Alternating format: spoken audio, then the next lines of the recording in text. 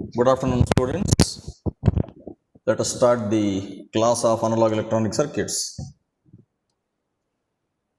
We have completed the DC analysis of the basic amplifier circuits till now, and from today onwards, we will start discussing about what is meant by AC analysis.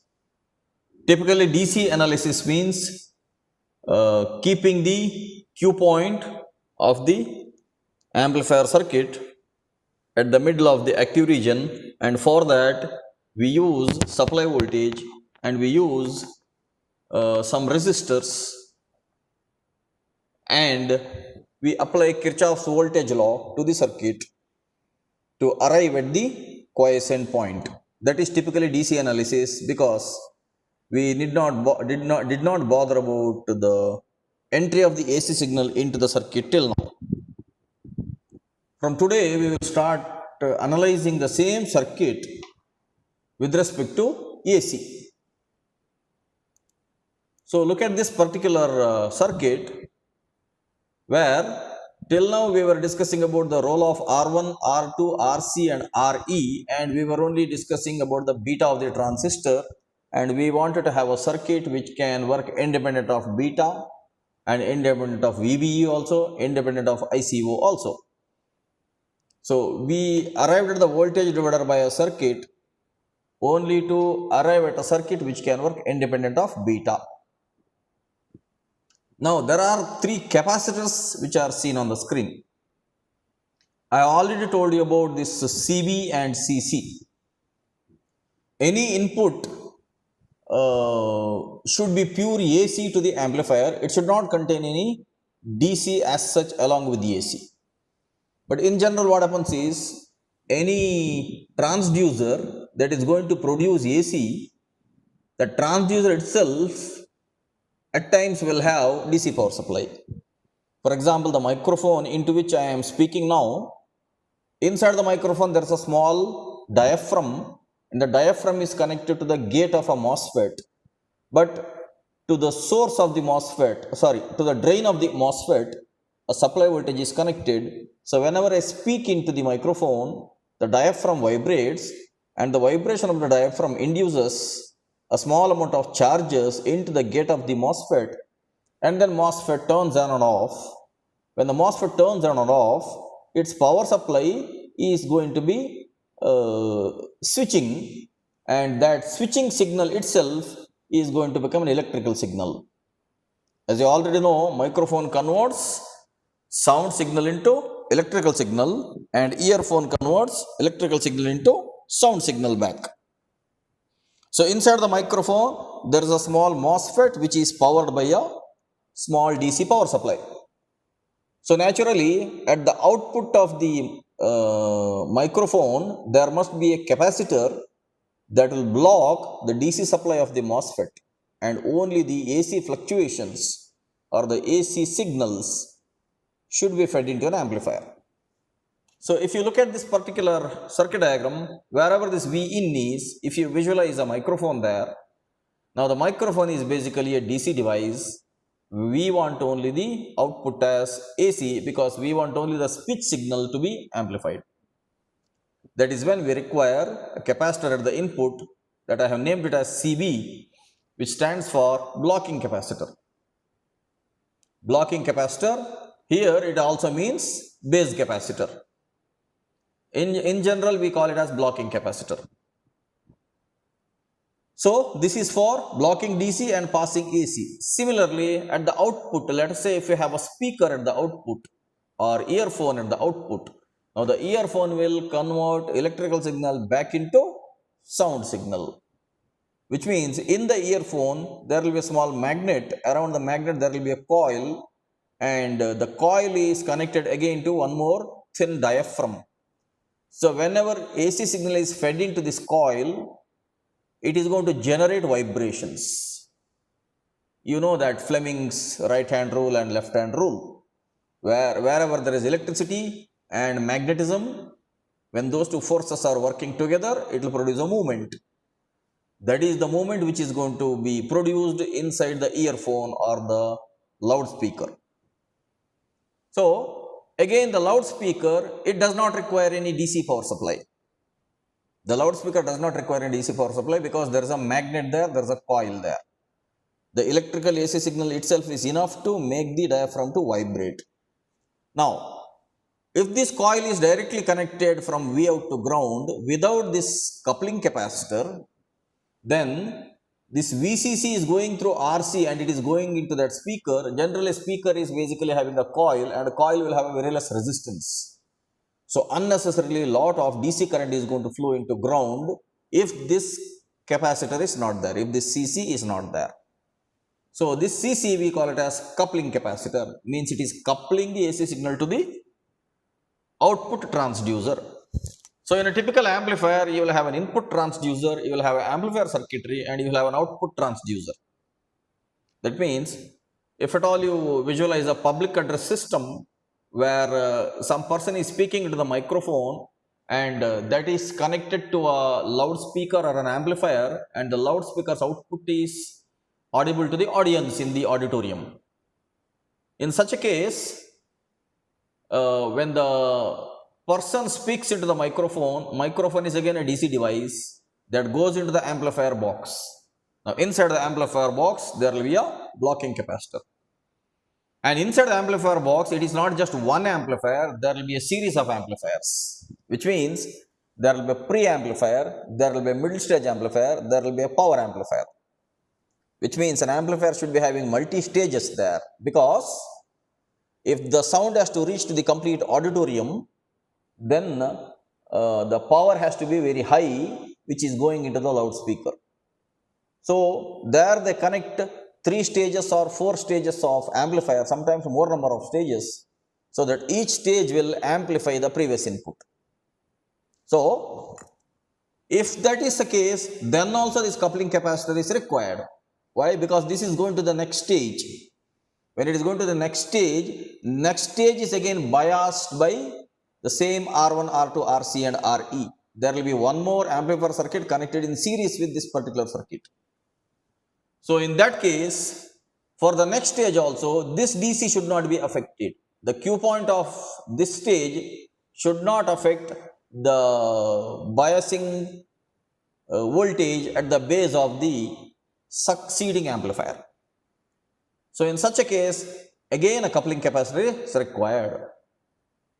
So always in the circuitry, we will keep on connecting the capacitors so as to block DC and pass AC, which means the DC is applicable only to this particular biasing of the transistor. Otherwise, it is always the AC which is inputted and AC itself which is outputted. So that is called blocking capacitor and coupling capacitor. Now let me come to the third capacitor. Here we have mentioned it as CE. That CE stands for emitter capacitor. Otherwise, this particular CE is also called as bypass capacitor. Let me tell you a little more about this bypass capacitor. Let me annotate this. And let me write a small AC signal at the input, and let me write a large AC signal at the output. I have written 180-degree phase shift here because when input signal is rising at the base in a common emitter configuration, output signal will be falling down. So you can visualize this is the Q point. The baseline is the Q point. Below Q point and above Q point, signal will rise. Okay.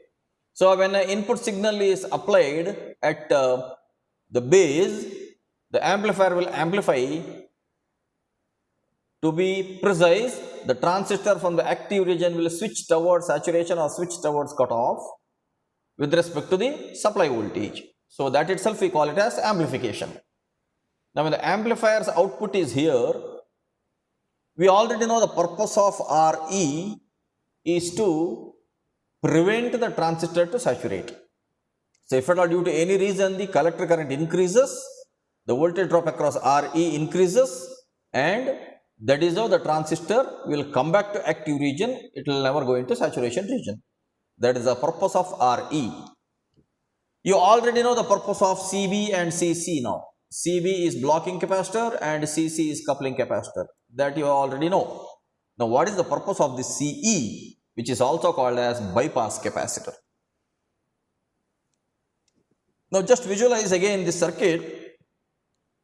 At the input, when I give AC, transistor slowly switches on. When the transistor slowly switches on, the voltage at the collector will drop down. But what will happen to the voltage at the emitter? Emitter will slightly go up, and again emitter voltage will slightly go down. Why?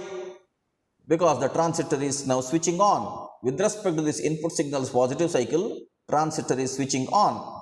When the transistor is switching on, across this RE, there will be a slight increase in voltage, because at the same time the transistor is switching on, at the collector there will be a slight drop in voltage. Now, if you recall the exercise which we have worked out, always the value of RE is less than RC. It is purposefully so, because we want output across RC itself. No, we want output at the collector itself. We want this RE only as a component which is utilized for keeping the circuit stable in active region. That is the purpose of RE. But what happens here is, because we have connected this RE, as the transistor slightly switches on, there will be a slight AC signal across RE also. And this AC signal will be in phase with the input signal. Why? Because when input is having a positive cycle, transistor is switching on. When transistor is switching on from active region towards saturation, then across RE signal will rise because the switch is turning on. Similarly, in the negative cycle of the input, when the transistor is slightly switching off, it is moving towards cutoff region. At that time, across this emitter, there will be a slight drop of voltage because transistor is right now switching off towards the cutoff region. So, when the transistor is switching off towards the cutoff region, at the collector voltage will rise because voltage is at VCC there. So, at the emitter, when this AC signal is there, now what will happen to our Q point? When that AC signal is there, this VE we had considered always to be constant. If you recall the DC analysis, always we considered VE constant, IE constant. When we consider VE constant, later on we calculate the VBB or VB, the voltage at the base. Now, based on that, we find out the Q point. Now, if at all this VE varies because of the transistor switching on, the VE varies, along with the DC, there will be a small AC. Now, because of this variation at the emitter, our Q point also will shift, which should not happen. To prevent that, we connect this another capacitor. Okay, I hope you got it now. Whenever transistor switches on, across RE, there will be a variation in voltage whenever it is switches on or switches off with respect to the input signal. Now, across this RE, we don't want any change of voltage, because any change of voltage across RE is going to change the value of IE. If the value of IE changes, then the Q point also shifts, which should not happen. That is why we connect a bypass capacitor across RE. We purposefully call it as bypass because it is bypassing AC to ground. Now, you may think, if AC goes to ground, is it not a loss? No. We are grounding the AC which is there at the emitter. Anyhow, at the collector, we are taking the AC now. We are not connecting a capacitor from collector to ground. If you connect a capacitor from collector to ground, all the AC goes to ground only. We will not have any output. But here we are not doing that. We are connecting a capacitor across this RE so that any variation at the emitter is going to be bypassed to ground. That is why this is called as bypass capacitor. In general, the value of this bypass capacitor will be much larger. Once you start working in the labs, you will understand all these things more clearly. In general, the value of CB and CC will be 0.1 microfarad, whereas the value of CE will be around 100 microfarad. It will be much larger. because we don't want any variation at the emitter voltage. If at all there is a slight variation at the emitter also, it is going to affect our quiescent conditions. That is the reason a large value of capacitor will be connected across Re. I hope it is clear now. If at all you have any questions, you can always ask me in the chat box. Otherwise, I'll presume that you have understood the purpose of this CE and I will proceed now.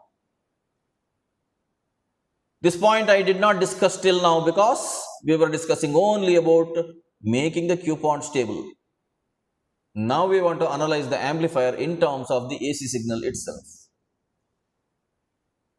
And we have another purpose of conducting this AC analysis. In general, in technology or in engineering, it is not possible to manufacture each and every design and test it. So, for that purpose, we have something called simulation and we have something called automated software. You will be using automated circuit design software called PSpice in the lab. There are many such softwares available. Some are free versions, some are paid.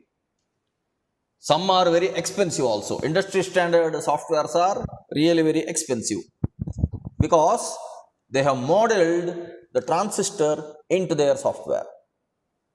So, why we talk about this simulation? The reason is, it is not possible for us to practically test all the circuits. Yes, there is a question about, what about Tinkercad? Yeah, Tinkercad, ArcCAD, PSpice, and we have Multisim. We have so many such softwares. There are many student version softwares. You can all work with that also. They are all freeware.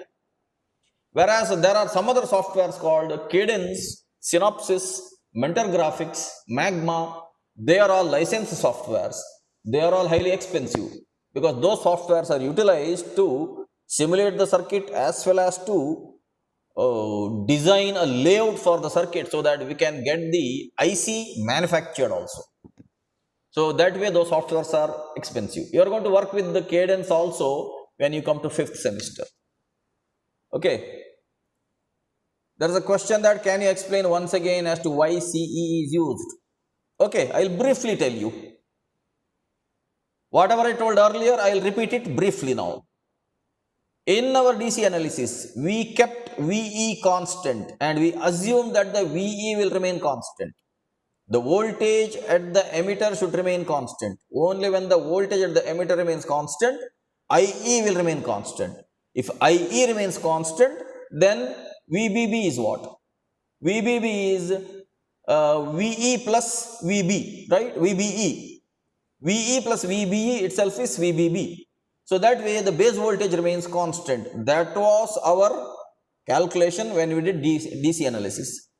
But what happens when you apply a real AC signal to the base? When you apply a AC signal to the base, transistor will switch on, right? When the transistor switches on from active region towards saturation, there will be a AC signal also present at the emitter. Now, if this CE is not there, then that AC signal will get superimposed on the DC which is already present there. For example, if this VE is 1 volt and let us say there is a 0.2 volts peak to peak input coming at the base, that 0.2 volts peak to peak will be superimposed on the 1 volt now. So there will be variation in the value of VE itself. VE also will have variation. If VE has a variation, then VB will have a variation and our Q point gets affected. We want the Q point to be stable even when the transistor is amplifying, right? That is why if you connect a capacitor across this Re, then any variation that happens at the emitter will be bypassed to ground. That means the voltage across Re will remain at 1 volt only as an example. This VE will remain constant even when you apply AC signal. That is why the CE is given. You always know that energy flows through the least resistant path. Now when there is a AC signal at the emitter, it will flow through capacitor more because XC is 1 over 2 pi FC. When frequency is more, reactance is less. So when compared to RE, CE will have a much lesser reactance. So all the AC signal that is coming at the emitter will connect to ground. But again, don't think that AC is lost. AC at the emitter is connected to ground. AC at the collector is intact. The switching action of the transistor is not affected. So that because of the switching action, when we have AC at the collector, that we are connecting to the output. That way our circuit is working fine. I hope it is understood now. If it is still not understood, anyhow go through this video once again. After the class is complete, you will get a clearer picture. If you still don't get a clearer picture, you can ask me again in the next class. Fine, let me proceed. I was telling about something called EDA, Electronic Design Automation. What is the meaning of electronic design automation? Now, in your pen drive, let us say if you have a 4 GB pen drive or 8 GB pen drive or a 16 GB pen drive. Let me take an example of a 16 GB pen drive. 16 GB means 16 gigabytes. Giga is 10 power 9. Bytes means 8 bits. So 16 into 10 power 9 into 8. So find out, it is such a large number. 16 into 10 power 9 into 8. It is such a large number, and each bit is a storage of charge. In your pen drive, each bit, whether it is a 0 or a 1, it is a storage of charge. 0 means no storage, 1 means storage of a charge. Which means inside your pen drive, you should have 16 into 10 power 9 into 8 memory cells which can store charges. That is a very large number. But your pen drive contains that much of memory capacity, right? When your pen drive contains that much of memory capacity, that means those many memory cells are present inside a small thumb drive or a pen drive. There is an integrated circuit inside that particular pen drive which contains millions of transistors. That pen drive contains millions of transistors, and each transistor works as a storage element there inside the pen drive. So I have been telling you that transistor is the 8th wonder of the world. Now again, appreciate that sentence. You will not be knowing that inside a small thumb drive there are millions of transistors. Only engineers, that too electronics engineers, will be knowing about it. They will be studying about it. They will be designing such circuits. The general public may not be aware that a small pen drive contains millions of transistors. Just recall the sentence which I told in the morning, Yatha Brahmande Tatha Pindande. Just like the macrocosm is infinite, microcosm is also infinite. And even the number of transistors inside an integrated circuit is also infinite. Now think about it. If a pen drive contains millions of transistors, is it possible for us to physically connect all those transistors and test them in the lab? It is impossible. We cannot do it. By the time we connect all of them, we will become mad. Because millions of transistors, it is impossible for us to connect physically and then give a signal and check its working. It is impossible. In the lab, we can test maybe 1 transistor circuit or 2 transistors, 3 transistor circuits. For example, the circuit which you are seeing on the screen, this circuit can be rigged up using a breadboard or a springboard. It can be tested easily. But if at all I give you, let us say 100 transistors with all associated resistors and capacitors, is it possible for you to test it? It is impossible, because many times during our connections themselves, we will commit errors, and even if we perfectly connect them also, while testing, we will become mad about which element is connected to which other element, or which wire is going to which other part of the circuit. That is when the softwares will help us. EDA, electronic design automation. Whatever I mentioned about this PSpice or ORCAD, these are the softwares which are coming under a category called EDA, electronic design automation, where you can easily use the keyboard and mouse, and you can connect all these transistors, resistors, and capacitors, and you can give a power supply there also, and you can simulate it virtually. Simulate it in the sense, without actually having the circuit in your hand, without physically having any devices, you are virtually having a circuit diagram on the screen and you can test it. Now the question is, if the software is able to simulate it, from where does the software get all those information? The information is present in the software's library, where in the library, the software developers have provided the model of the devices. For example, a resistor is modeled in a C language. Resistor can be modeled in a C language. Complete resistor's character can be modeled in a C language. You might have heard about the software called as Matlab, one of the wonderful softwares. Matlab, it stands for Matrix Laboratory. So even in Matlab, it is possible to simulate block level electronics. In fact, Matlab can be utilized by any branch of engineers. It is applicable to all the branches of engineering and technology. Whereas the PSpice is specific to electronics people. It is meant for circuits only. So in PSpice, you can simply pick up a transistor, you can pick up a resistor, you can pick up a capacitor, you can connect them all this way, and you can give an input signal, you can measure the output signal also. It is very easily possible without physically connecting the devices. So for that, what they do is, for a transistor, they give a mathematical model. For a resistor, they give a mathematical model. For a capacitor, they give a mathematical model. Everything can be mathematically modeled. Engineering is nothing but application of mathematics along with nature. Isn't it? Without mathematics, there is no engineering at all, because we model nature mathematically and then we analyze nature mathematically. So, Matlab is called that way because of that purpose only. It is called Matrix Laboratory. Means anything and everything is stored as matrices inside the software, and then it goes for a matrix multiplication or matrix division for arriving at the results of the output. In PSpice also, at the background, same thing happens. In all EDA software, at the background, same thing happens. But at the foreground, you will see the schematic symbols. Foreground, you will see the circuit diagrams. In general, we call it as front end and back end.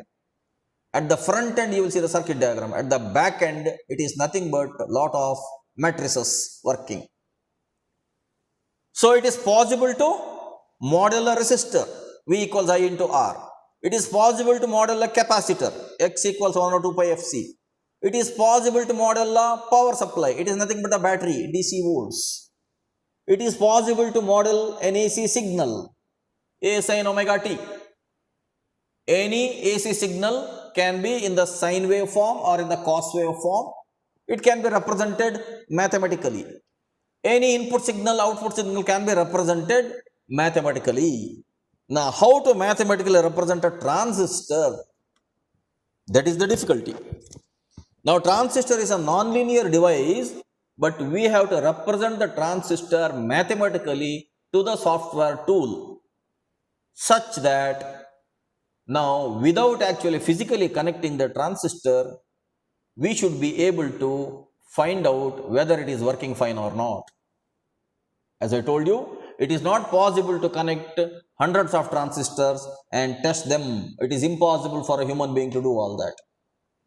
That is when EDA is helping us. Electronic design automation is going to help us. So nowadays, in the engineering sciences, there is always a programming. Without the programming, there is no engineering as such. In any branch of engineering, there is always a programming. Why there is a programming? Because there is a software. Why there is a software? Because there is a design automation. Even for a mechanical engineer, now he cannot do any aircraft or any helicopter or any automobile simply like the olden days when they were doing physically. It's not possible. Nowadays, even in driving schools, initially before sending you physically through a car, they want to check whether you really know driving of a car. There they have a simulation software, even in the RTO offices nowadays. Before giving you a license, they will check all these things. Especially in the helicopter and airplane training, there they do not give anybody a helicopter or airplane directly. It is impossible because we don't know. It may be a calamity there on the sky. So what they do is initially they train the person only virtually through the simulation software only. He has to virtually sit inside an atmosphere where on the screen he will be seeing his movements, and he will be simply using some pedals or knobs, and he will be turning something up or down, and that is when he gets trained. Later on he will be physically taken into a helicopter or aeroplane. Otherwise there can be a dangerous situation. So nowadays in engineering or in technology, without the software there is no work at all, and any software requires programming. Programming is essential skill any engineering and technology branch. So now coming back to our AC analysis. Why do we perform AC analysis? Is we want to model the circuit now mathematically. Now we know that BJT is a non-linear device. In spite of knowing that it's a non-linear device, we want to model it somewhat linearly. Somewhat linearly means we want to have a mathematical model which is a nearest approximation of the actual behavior. We cannot have a completely accurate model for the transistor because we know that it is non-linear. Its curve is continuously changing. Its curve is never a straight line. Neither the input characteristics nor the output characteristics, they are never a straight line. If they are straight lines, only then we can model easily. But we want to have a nearest approximate model of the transistor. So that is the basic purpose of AC analysis. I hope you understood the purpose of AC analysis now. Okay, let me proceed now. There are some points, I will quickly go through them, quickly read, so that it is a revision for you. When once the BJT is biased to yield an adequate Q point, AC signal can be applied at the input to obtain an amplified output. But if the input source contains only residual DC value, any residual DC value, then it affects the Q point.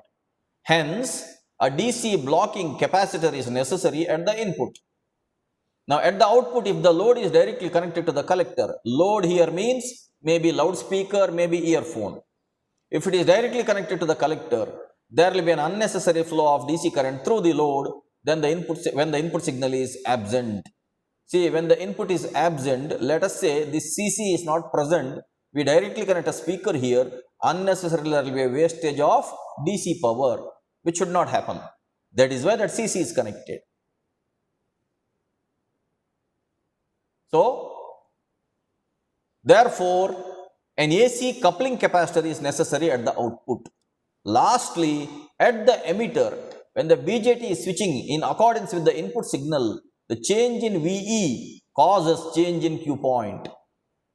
Hence, to keep VE as pure DC value, a bypass capacitor is necessary across RE.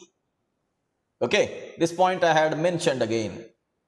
Now, the value of the capacitor is chosen such that the 10:1 rule is satisfied at the lowest frequency of the AC source. There is a small exercise, I will go through it quickly. The input impedance of an amplifier is 3 kilo ohms and the frequency of operation required is 20 to 20 kilohertz, which is the audio frequency. Find the value of the coupling capacitor. Now we have to find the value of this particular coupling capacitor. Input impedance given is 3 kilo ohms. You can visualize the input impedance of the amplifier as this Zi, which is connected, one end is connected to ground, the other end is connected to the input itself. Actually, input impedance comprises of many other subtle components. Later on, we are going to deal with that. For the time being, simply visualize that this is an amplifier and the input signal is coming here. When input signal is coming into the amplifier, it is going to see an impedance at the amplifier. And all this input is across this Zi or the input impedance. What is the meaning of impedance? Impedance is the collective term used for resistance as well as reactance. Now, resistance is purely DC, reactance is the counterpart of resistance in the AC. As we are dealing with both in an amplifier circuit, we have a term called impedance. Impedance is the collective term used for the combination of resistance as well as reactance. You will be studying more about impedance in the course network analysis. For our purpose, let me suffice it to say that let us assume an input impedance of Zi. We don't use it as Ri, we use it as Zi. Why? Because R is for resistance, whereas Z is for impedance.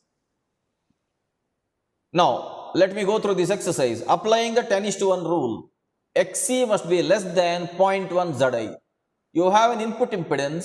Here the capacitance must have a lesser reactance when compared to the input impedance. Otherwise, all the signal which is input will be across the capacitor itself. It may not reach the amplifier at all.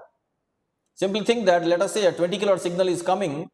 We want that all the 20 kilowatt signal should be across this Zi so that the amplifier will amplify it. But if the reactance of the capacitance is more than the impedance of the amplifier, because of the resistor divider rule there, what happens is maximum signal will be across the capacitor itself. That should not happen. That is why there is a general 10:1 rule. This is generally a thumb rule where Xc must be at least less than 0.1 Zi. Now, if Xc has to be less than 0.1 Zi, 0.1 into 3 kilo ohms is 300 ohms. So, Xc must be less than 300 ohms. So, let Xc be 200 ohms. Then, C equals 1 over 2 pi Fc, 20 hertz, and 2 pi X equals 1 over 2 pi Fc, or C equals 1 over 2 pi F into Xc. Xc we have found 200 ohms and we have this 20 hertz. So, C is 39.8 microfarad. We are choosing the least frequency. We are not choosing the highest frequency. We are not choosing the 20 kilohertz. We are choosing 20 hertz only. Why? When F is less, Xc can be more. We want the 20 hertz also should come to the amplifier. That is why here the least frequency is considered for the design value. So, we get 39.8 microfarad. The nearest standard value is 47 microfarad. So, C can be of value 47 microfarad. This is one of the design criteria. You will be learning more about it in the lab classes. Now, there is one more small example. I will quickly go through it. Exercise 2. In a VDB circuit, the value of Re given is 1.2 kilo ohms. If the input signal range is 300 to 3400 hertz, this 300 to 3400 hertz is the voice frequency range. 20 to 20 kilohertz is the audio frequency range. Which means whatever you listen is called audio frequency range. Whatever you speak is called as voice frequency range. So, here the question is to find the value of the bypass capacitor. Bypass capacitor CE. Now, applying the same 10:1 rule, Xc has to be less than 0.1 into 1.2 kilo ohms, where the resistance Re is given as 1.2 kilo ohms. So, Xc has to be less than 120 ohms. Let Xc be 100 ohms. Now, we have to choose this particular 300 hertz itself.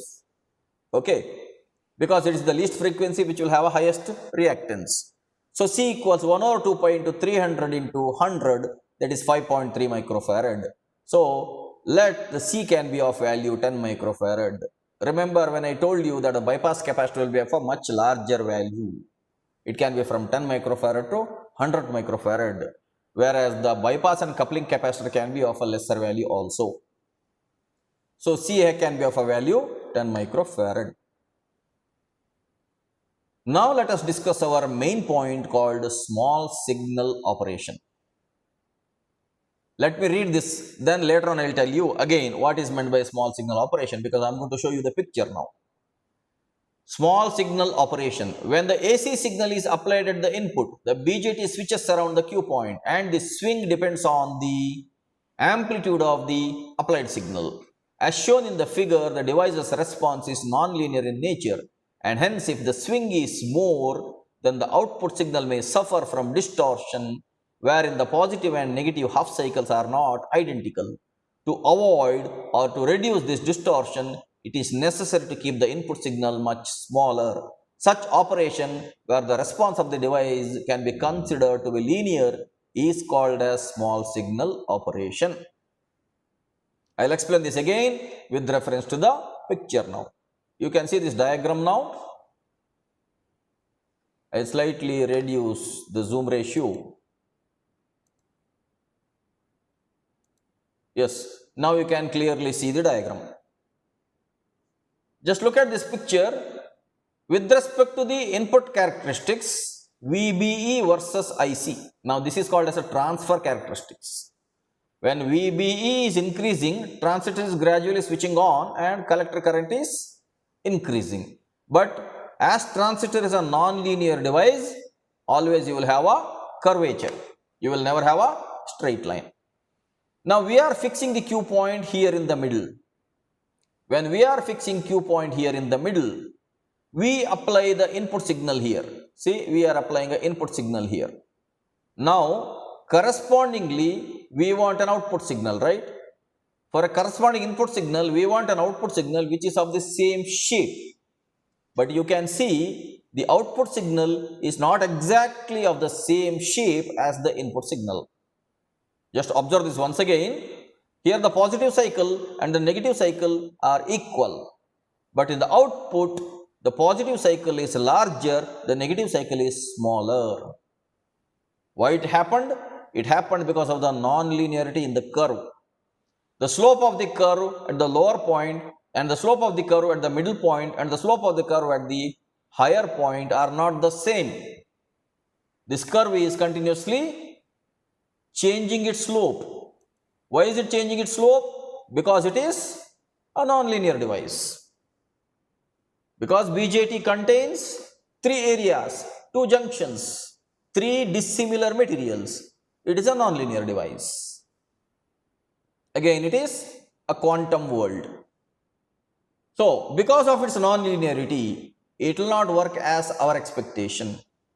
Now, because of this issue, what we have is, we have something called distortion. What we want is, we want the same shape of the signal at the output, even though let there be a phase shift.